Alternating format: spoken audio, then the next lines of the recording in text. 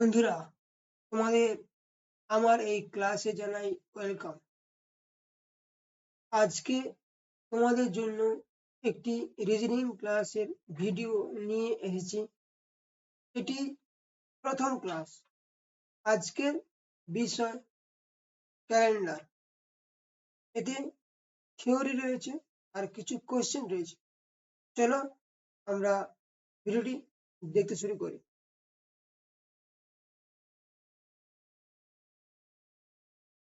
ক্যালেন্ডারের কিছু জিনিস জানতে গেলে প্রথমে কিছু জিনিস জেনে নিতে হবে, সেটা আমরা প্রথমে জেনে নিচ্ছি।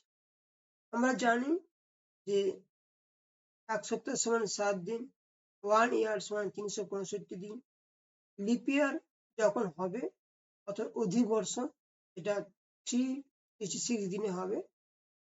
এবার আমরা 365 কে আমরা 7 দিয়ে যদি ভাগ করি, 365 কে যদি আমরা 7 দিয়ে ভাগ করি, তাহলে আমরা পাবো একদিন অবশিষ্ট পাবো।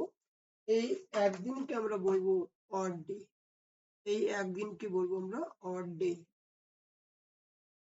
লিপের ক্ষেত্রে কিন্তু এটা 366 দিন হবে, 366 দিন হবে। সেক্ষেত্রে দুটো অবশিষ্ট পাবো, তখন সেক্ষেত্রে অড ডে হবে 2। সর্বদা অড ডে হিসেবে পেতে গেলে আমরা 7 দিয়ে ভাগ করব।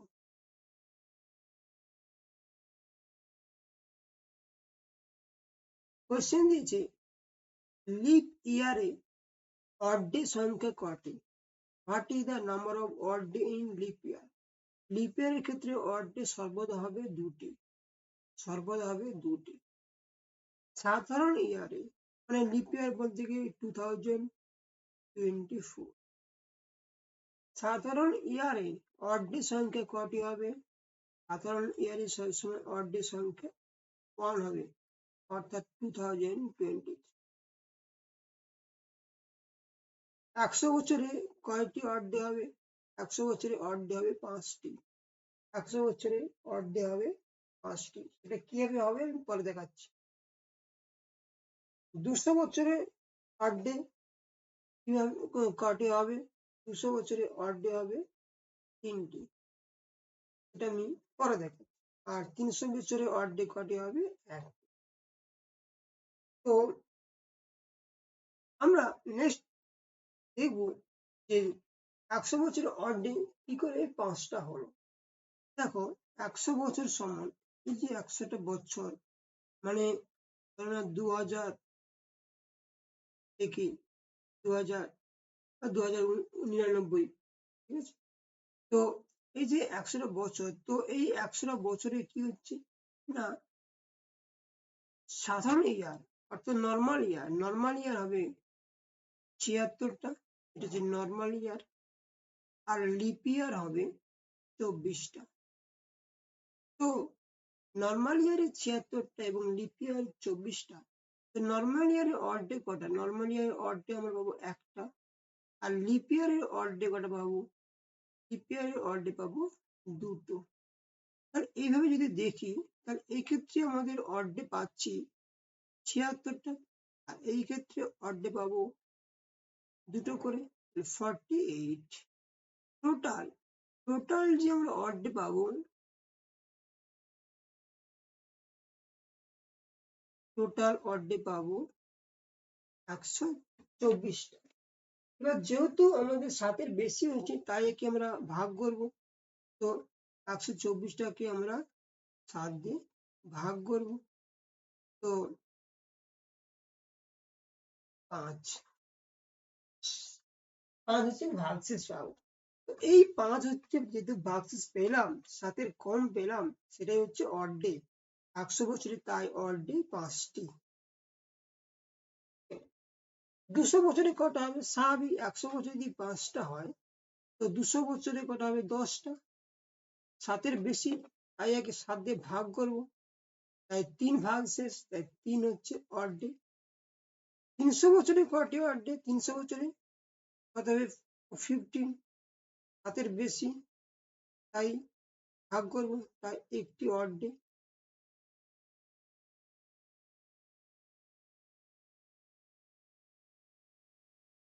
বুঝতে পারছি? First day must be century year. কোনো শতাব্দী ইয়ারের প্রথম দিন কোনটা হবে? অর্থাৎ এটা মনে রাখতে হবে। অর্থাৎ ধরো না 2000 সাল, 2000 সাল, 2000 সাল, 1900 সাল, 1600 সাল, এগুলো সেঞ্চুরি ইয়ার। যাদের শেষে দুটো জিরো থাকবে তাদের প্রথম দিন ফার্স্ট ডে অবশ্যই বৃহস্পতিবার হবে, অবশ্যই বৃহস্পতিবার হবে। এবং এই সেঞ্চুরি ইয়ারগুলোতে শেষ দিন কোন দিন হবে না, শেষ দিন কোন দিন হবে না, অবশ্যই হবে না শেষ দিনটা। এটা হচ্ছে মঙ্গলবার। মঙ্গলবার শেষ দিন হবে না, অন্য দিন হবে কিন্তু মঙ্গলবারটা হবে না।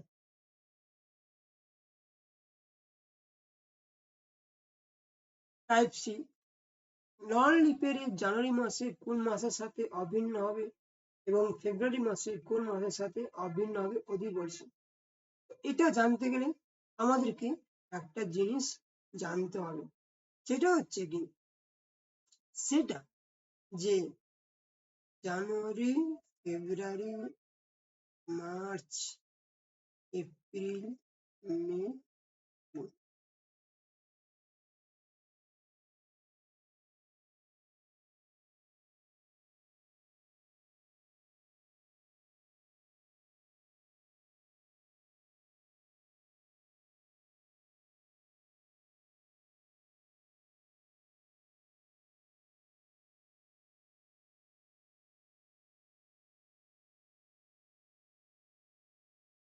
তো এটা আমাকে জানতে হবে।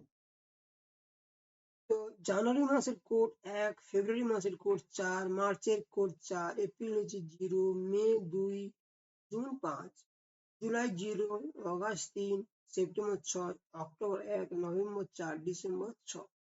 তো আমরা কি বলছে, যদি কোনো মাস যদি নন লিপ ইয়ার হয়, তো নন লিপ ইয়ারের ক্ষেত্রে জানুয়ারি মাস কোন মাসের সাথে অভিন্ন হবে? দেখো জানুয়ারি মাস এটা কত, 1 তারিখ, এটা 1, আর এখানে কত 1, এটা কি অক্টোবর, এটা অক্টোবর।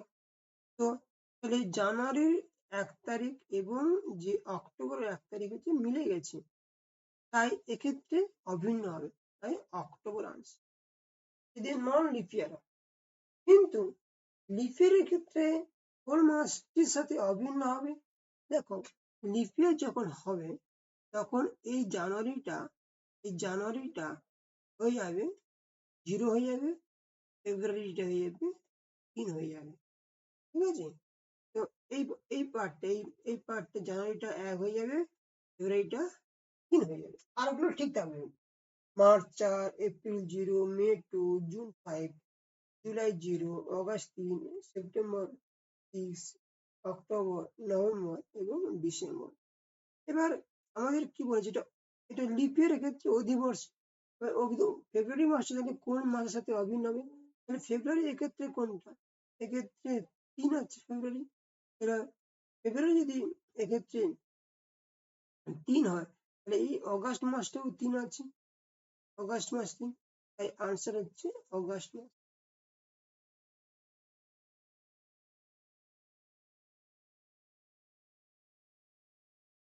উনিশশো 98 সালের প্রথম দিন শুক্রবার ছিল। 1998 সালের শুক্রবার কতগুলো হয়? দেখো 1998 সাল হচ্ছে নন লিপ ইয়ার, নন লিপ ইয়ার। নন লিপ ইয়ারের ক্ষেত্রে যে প্রথম দিন যেটা সেটা 53টা হবে, আর বাকিগুলোর ক্ষেত্রে 52টা হবে। ওকে, তো তাই 1998 সালের প্রথম দিন যদি শুক্রবার হয়, তো প্রথম দিন মানে শুক্রবার এটা 53টা হবে, তাই 53টা হবে। বাকি যে মঙ্গল, বুধ, বৃহস্পতি, শুক্র, শনি, রবি সেগুলো 52। আর লিপের ক্ষেত্রে প্রথম দিন আর দ্বিতীয় দিন, প্রথম দিন এবং দ্বিতীয় দিন এই দুটো হচ্ছে 53টা হবে। বাকিগুলো হবে 52টা। 2000 সালের দ্বিতীয় দিন শুক্রবার ছিল, 2000 সালের শুক্রবার কতগুলো দ্বিতীয় দিন বলেছে, সেটা 53টাই হবে।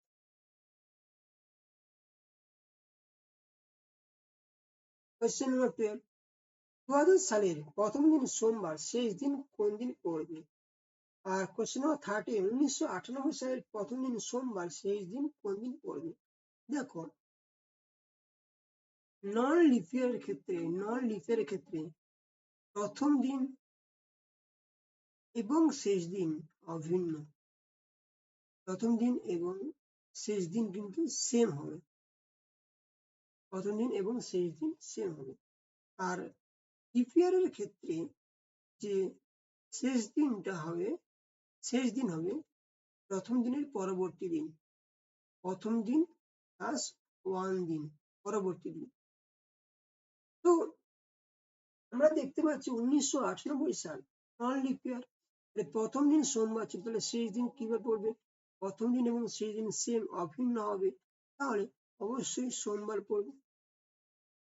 আর লিপ ইয়ারের ক্ষেত্রে প্রথম দিন সোমবার ছিল, তাহলে শেষ দিন কোন দিন পড়বে? প্রথম দিন প্লাস 1 দিন, মানে পরবর্তী দিন। তাহলে এটা যদি সোমবার থাকে, তাহলে পরের দিন কি মঙ্গলবার হবে।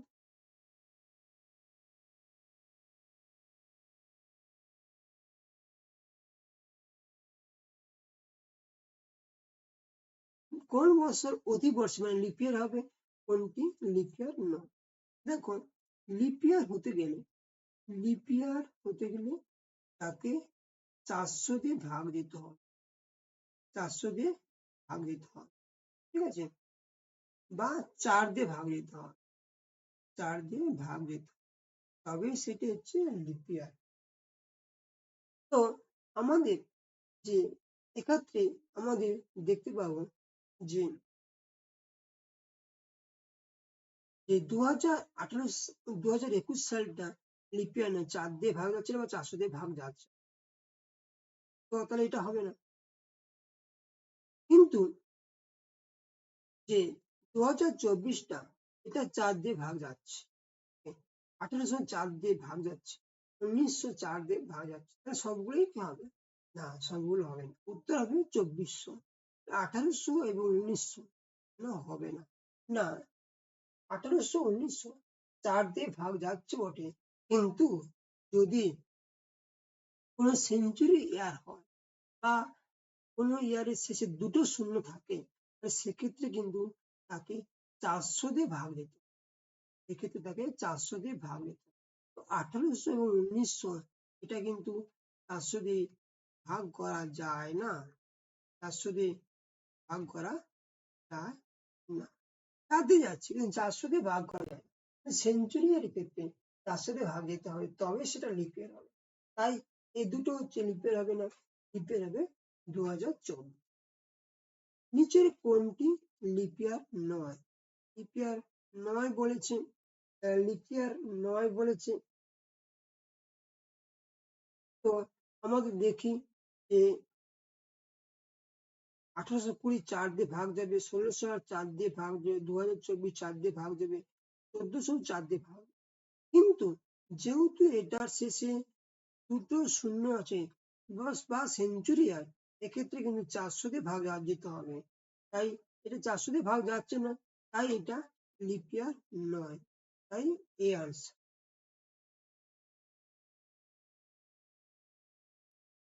টাইপ জি, আজ বুধবার, 93 দিন পরে কিবার হবে? কোনো কিছু আগে পরে কিবার হতে গেলে আমাদের সবসময় 7, সেই সংখ্যাটাকে 7 দিয়ে ভাগ করবো। তো আজকে বুধবার বলেছি, 94 দিন পরে কিবার হবে? তো 94 কে আমরা 7 দিয়ে ভাগ করে দেখে নেব।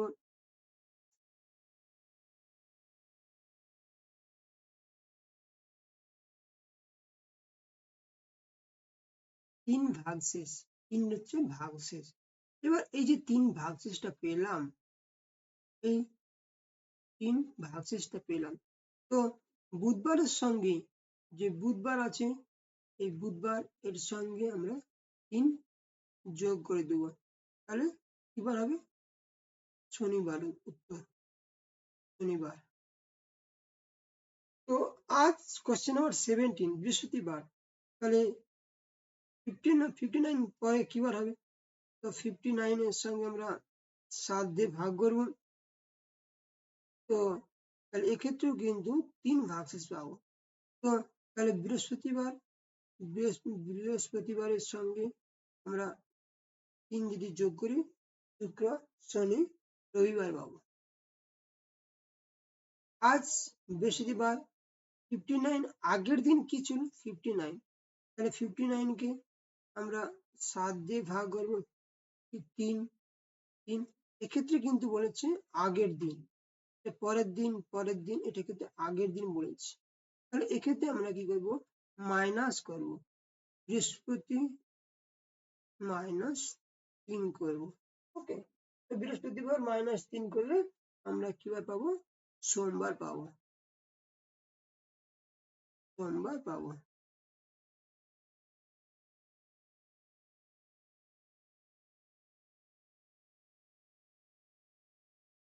টাইপ 8 এটা হচ্ছে গতকাল এবং আগামীকালের কোয়েশ্চেন। তো এই ধরনের কোয়েশ্চেন যখন আমাদের থাকবে তখন আমরা কি করব একটা ফর্মুলা মনে রাখবো। এটা হচ্ছে yesterday plus 2 plus tomorrow by 7, আচ্ছা বাই 7। yesterday মানে গতকাল, 2 মানে দুইটা ফিক্সড, আর 3 মানে tomorrow আগামীকাল, আর 7 গতকালের 7 দিন আগে গতকালের 7 দিন গতকাল, তাহলে এখানে 7 বসে দেবো। দুইটা হচ্ছে ফিক্সড, আগামীকালের 6 দিন, তাহলে 6 আগে 7 দিয়ে ভাগ করব। তাহলে আমাদের ভাগশেষ কত থাকবে 1 থাকবে, ভাগশেষ থাকবে 1। তাহলে এটা আগামীকাল বলেছে তাহলে সোমবার ছিল, সোমবার প্লাস 1 আগামীকাল অর্থাৎ মঙ্গলবার। কোশ্চেন নাম্বার 20 গতকালের 7 দিন আগে বুধবার ছিল, তাহলে গতকাল এখানে 7 করে দেবো, তাহলে 2 ফিক্সড করে দেবো, আরো 2 ফিক্সড 7, তাহলে ভাগশেষ কত পাবো ভাগশেষ পাবো 4, তাহলে বুধবারের সঙ্গে এখানে আগামীকাল বলেছে, তাহলে বুধবারের সঙ্গে 4 যোগ করে দেবো, বুধবারের সঙ্গে 4 যোগ দেবো, বৃহস্পতি শুক্র শনি রবিবার।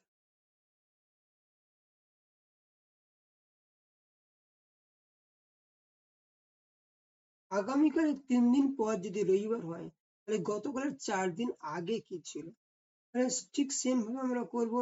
আগামীকালের 3 দিন গতকালের 4 দিন, তাহলে গতকাল 4, তাহলে 2 আর হচ্ছে 3, 7 দিয়ে ভাগ করবো, 2 ভাগশেষ পাবো, 2 ভাগশেষ।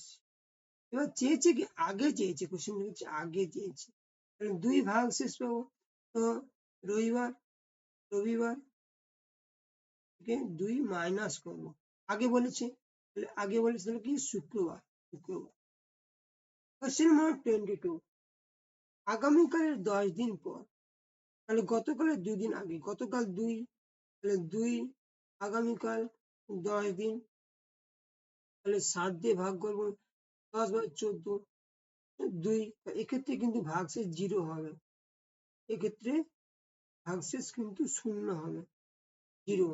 তাহলে যখন এটা বলবে আগে কোন দিন ছিল, আগে ছিল, ঠিক আছে আগে, কিন্তু এক্ষেত্রে ভাগশেষ 0, যেদিন বলবে যে দিনটা বলা ছিল বৃহস্পতিবার সেই দিনটাই উত্তর হবে বৃহস্পতিবার।